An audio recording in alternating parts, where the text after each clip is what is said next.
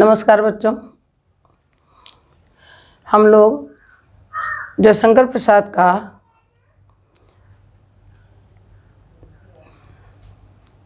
श्रद्धा सर्ग पढ़ रहे हैं। इसमें आप लोग पिछली कक्षाओं में पढ़े हैं कि मनु और श्रद्धा दोनों का एक दूसरे से परिचय होता है और दोनों एक दूसरे से अपनी अपनी बात किस प्रकार कहना चाहते हैं। यहाँ अब आप पढ़ेंगे कि श्रद्धा को कैसे इस बात का पता चलता है कि यहाँ कोई रह रहा है, कोई मनुष्य है। कहती है कि यहाँ देखा कुछ बलि का अन्न, भूत हित रत किसका यह दान, इधर कोई है अभी सजीव, हुआ ऐसा मन में अनुमान। कह रही है श्रद्धा कि यहाँ देखा कुछ बलि का अन्न। बच्चों, आप जानते हैं कि अपनी पुरानी परंपरा है कि मनुष्य अपने भोजन के कुछ भाग को गौ के लिए, कुछ कौआ के लिए, कुछ कुत्ते के लिए अन्य अन्य रूपों में बांटकर ही खाता था।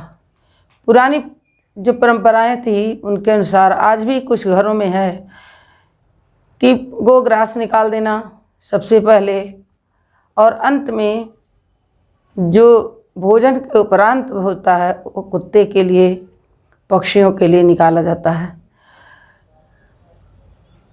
तो यहाँ पर कह रही हैं श्रद्धा कि यहाँ देखा कुछ बलि का अन्न। बलि का अन्न मतलब भोजन करते समय जो अन्न हम निकालते हैं। भूत हित रत किसका यह दान। कह रही हैं कि मैं सोचने लगी कि जब इस संपूर्ण पृथ्वी में इतना परिवर्तन हो गया है तो आखिर कौन ऐसा व्यक्ति है जो भूत हित, भूत का अर्थ है प्राणी, भूत का अर्थ यहाँ है प्राणी, तो प्राणी के अर्थ में किसका यह दान है, कौन हो सकता है। और मन में एक उत्कंठा उत्पन्न होती है, इधर कोई है अभी सजीव। सोचती हूँ कोई अवश्य यहाँ सजीव है, कोई जीवित है। हुआ ऐसा मन में अनुमान। करें इस प्रकार मन में अनुभव हुआ कि यहाँ कोई अवश्य ही जीवित है, तभी यहाँ बलि का अन्न रखा हुआ है। श्रद्धा मन को बताती हैं कि बलि का अन्न देखकर मुझे यह आभास हुआ, यह ज्ञात हुआ कि यहाँ अभी भी कोई न कोई सजीव प्राणी है जिसके कारण यहाँ अन्न का बलि रखा हुआ।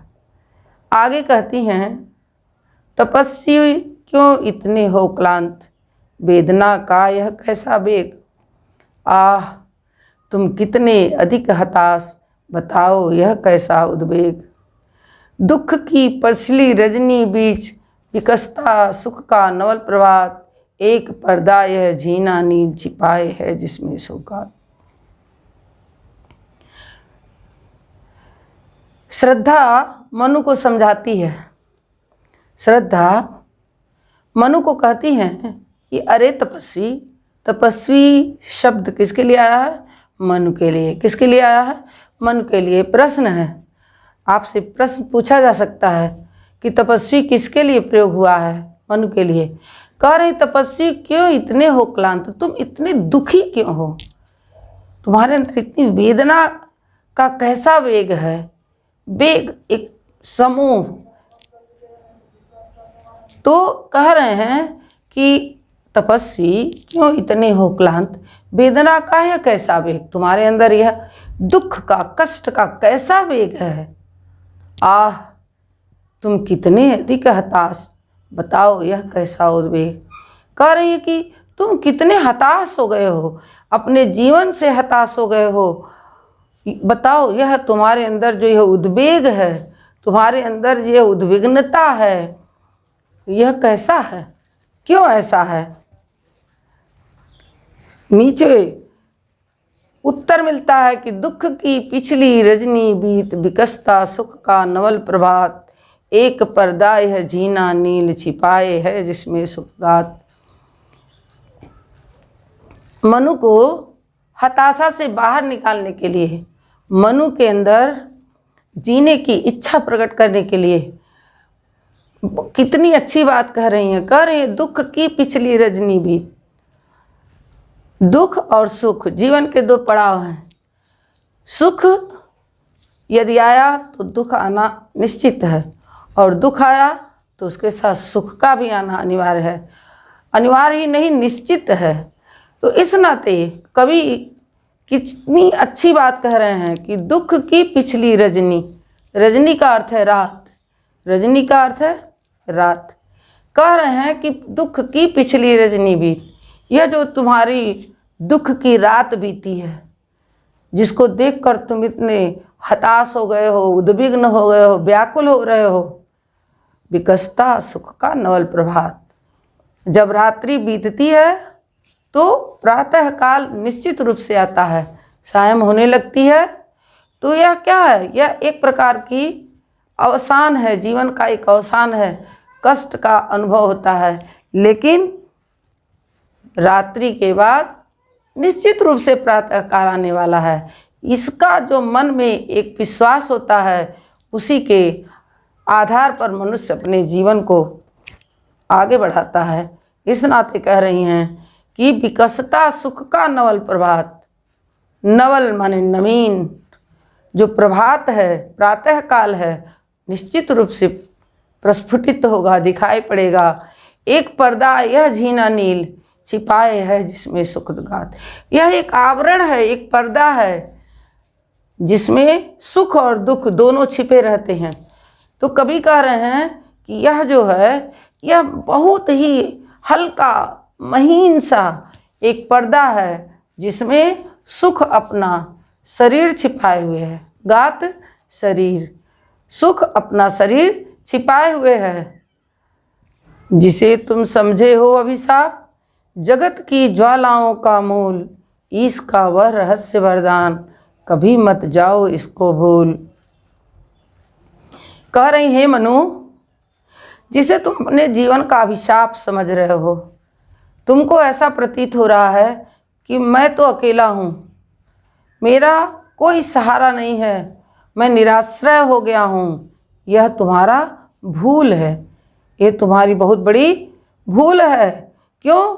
क्योंकि जिसे तुम समझे हो अभिशाप, जिसे अपने जीवन का अभिशाप समझ रहे हो, जगत की ज्वालाओं का मूल, इसका वह रहस्य वरदान, कभी मत जाओ इसको भूल। वह ईश्वर का दिया हुआ रहस्यमय वरदान है, इसे तुम कभी भूलो मत, इसे तुम कभी भूलो मत। कह रहे हैं जिसे तुम समझे हो अभिशाप, जगत की ज्वालाओं का, संसार की ज्वालाओं का जो मूल है, जड़ है, जिसमें संसार जलकर भस्म हो जाता है, संसार नष्ट हो जाता है, वह ईश्वर का एक रहस्यमय वरदान है। उसके पीछे कोई रहस्य छिपा हुआ है। सृष्टि नव निर्माण की ओर जाती है, सृष्टि में पुनः नए जगत की कल्पना की जाती है। इस नाते इसे तुम कभी भूलो नहीं। कितनी अच्छी बात, प्रेरणा उनके मन में किस प्रकार श्रद्धा भरते जा रही हैं। मनु क्या कहते हैं, नीचे आप देखेंगे बच्चों, लगे कहने मनु सहित विषाद, मधुर मारुत से एक श्वास, अधिक उत्साह तरंग अबाध, उठाते मानस में सविलास। किंतु जीवन कितना निरुपाय, लिया है देख नहीं संदेह।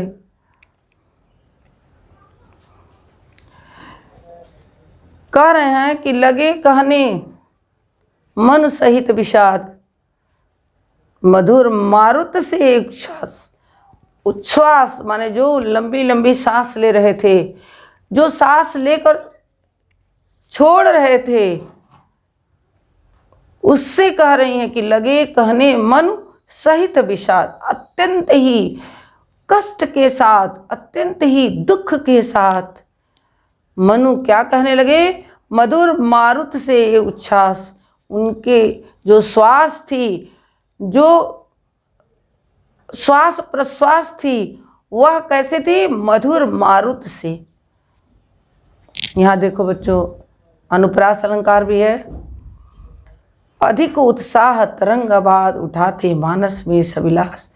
अधिक उत्साह तरंग अबाध निर्बाध, ऐसी तरंग जिसे रोका न जा सके। उत्साह की एक ऐसी तरंग जिसे रोका न जा सके। उठाते मानस में सविलास, उनके मानस में, उनके हृदय पटल पर अत्यंत ही आनंद पूर्वक उठने लगे। क्या कहते हैं? किंतु जीवन कितना निरुपाय, लिया है देख नहीं संदेह। कह रहे हैं कि लेकिन तुम्हारी सभी बातें सत्य तो हैं, लेकिन जीवन कितना निरुपाय है यह मैंने स्पष्ट देख लिया है, अपने सम्मुख देख लिया है। किंतु जीवन कितना निरुपाय, लिया है देख नहीं संदेह। जीवन कितना निरुपाय, लिया है देख नहीं संदेह। निराशा है जिसका परिणाम सफलता का वह कल्पित गे। श्रद्धा से अपने जीवन में आने वाला जो परिवर्तन है उसके विषय में कह रहे हैं कि यह जीवन कितना निरुपाय हो गया था, उपायहीन हो गया था। उसे मैंने अपनी आँखों से अपने समक्ष देख लिया है, इसमें कोई संदेह नहीं है। जिसका परिणाम इतनी बड़ी निराशा है, हमारी जो निराशा है जिसका परिणाम यह निराशा है। सफलता का वह कल्पित गेह, वह केवल सफलता का एक कल्पना का घर है, एक कल्पित गृह है जिसे हम केवल कल्पना कर सकते हैं, जिसे हम केवल अपने सोच सकते हैं, उसे परिणित नहीं कर सकते। कहा आगंतुक ने सस्नेह, अरे तुम इतने हुए अधीर। कहा आगंतुक ने सस्नेह, अरे तुम इतने हुए अधीर। हार बैठे जीवन का दांव, जीतते मरकर जिसको वीर। आगंतुक शब्द किसके लिए है? श्रद्धा के लिए। ये सब प्रश्न है बच्चों, इसे ध्यान रखना चाहिए। इसी प्रकार प्रश्न बनाए जाते हैं। कहा आगंतुक ने सस्नेह, आगंतुक किसके लिए आया है? श्रद्धा के लिए। सस्नेह, अत्यंत ही स्नेह पूर्वक। अरे तुम इतने हुए अधीर, कह रही हैं मनु से कि तुम इतने अधीर हो गए, तुमने अपना धैर्य ही समाप्त कर दिया। हार बैठे जीवन का दांव, जीतते मरकर जिसको भी। जीवन का वह दांव तुम अनायास हार गए हो, जिसे वीर पुरुष मर कर भी जीत लेता है। निराशा मृत्यु के समान है। कहते हैं आशा की एक लौ, आशा की एक किरण मनुष्य को उसके लक्ष्य तक पहुंचा देती है, और यदि उसके जीवन में निराशा आ जाए तो किसी भी सफलता को कभी प्राप्त नहीं कर सकता। इस नाते समझा रही हैं, उन्हें निरंतर पीछे की ओर जाने के लिए प्रयास कर रही हैं। कह रही हैं कि ऐसा दांव जिसे मरकर भी जीतने का प्रयास करता है एक वीर पुरुष। किसके लिए प्रयोग किया है? मनु के लिए, कि आप एक वीर पुरुष हो। आपको यह बात शोभा नहीं देती कि आप हार मान रहे हैं। कहा आगंतुक ने सस्नेह, अरे तुम इतने हुए अधीर। हार बैठे जीवन का दांव, जीतते जिसको मरकर वीर। तुम ऐसे जीवन हार बैठे हो जिसे मरकर भी वीर पुरुष जीत लेता है। तप नहीं केवल जीवन सत्य, करोड़ यह क्षणिक दीन अवसाद। तप नहीं केवल जीवन सत्य, करोड़ यह क्षणिक दीन अवसाद। तरल आकांक्षा से है भरा, सो रहा आशा का हालात। कह रही हैं मनु से कि तप नहीं केवल जीवन सत्य। कह रही हैं कि अरे मनु, जीवन का जो सत्य केवल तपस्या नहीं है, जीवन का सत्य केवल तपस्या नहीं है। करुण व क्षणिक दीन अवसाद, यह जो क्षणिक दीनहीन तुम्हारे अंदर अवसाद से जो तुम ग्रसित हो गए हो, तुम्हारे अंदर जो ये भाव हो गया है कि ये सारी सृष्टि कितनी परिवर्तनशील है, इस सृष्टि क्षणभंगुर है, यह जो भाव तुम्हारे आगे, अगर सृष्टि क्षणभंगुर है तो सृष्टि में नव नूतन परिवर्तन भी होते हैं। परिवर्तन प्रकृति का एक नियम है। वृक्ष में नए पत्ते आते हैं, सारा वृक्ष नए पत्तों से हरा भरा हो जाता है, और वही वृक्ष शिशिर ऋतु में सारे पत्ते झड़ जाते हैं, पत्ता वृक्ष ठूठा हो जाता है। लेकिन वृक्ष कभी हार नहीं मानता, वह बसंत ऋतु आने की निरंतर प्रतीक्षा करता है। इस नाते कह रही हैं कि तप नहीं केवल जीवन सत्य, तपस्या ही केवल जीवन का सत्य नहीं है। करुण यह क्षणिक दीन, यह जो क्षणिक तुम्हारे अंदर दीनहीन अवसाद से तुम ग्रसित हो गए हो, ये क्षणिक है, इसे छोड़ो, इससे बाहर निकलो। तरल आकांक्षा से है भरा सो रहा आशा का आह्लाद। तुम्हारे अंदर जो आशा का कि एक किरण सो रही है, आशा का आह्लाद, प्रसन्नता, खुशी, हर्ष जो छिपा हुआ है, जो तुम्हारे अंदर सुषुप्तावस्था में है, वो क्या है? तरल आकांक्षा से है भरा, अन्य आकांक्षाओं से परिपूर्ण है, अनेक प्रकार की आकांक्षाओं से परिपूर्ण है। इस कारण तुम निश्चित रूप से अवसाद से बाहर आओ, और अवसाद से बाहर आकर इस संस्कृति का, इस सृष्टि का नव निर्माण करने का प्रयत्न करो। क्योंकि प्रकृति के यौवन का श्रृंगार कभी करेंगे कभी न बासी फूल, मिलेंगे वे जाकर अतिशीघ्र, आह उत्सुक है उनकी धूल। बहुत अच्छी बात कहा उन्होंने। बच्चों ध्यान देंगे, प्रकृति के यौवन का श्रृंगार करेंगे कभी न बासी फूल, बहुत बहुत महत्वपूर्ण है। इसे आप रेखांकित कर लेंगे, परीक्षा में अवश्य पूछता है। तो प्रकृति के यौवन का श्रृंगार कह रहे हैं कि प्रकृति में जो पुष्प खिल जाते हैं और खिलने के बाद मुरझा जाते हैं, वह कभी उसके यौवन का श्रृंगार नहीं कर सकते।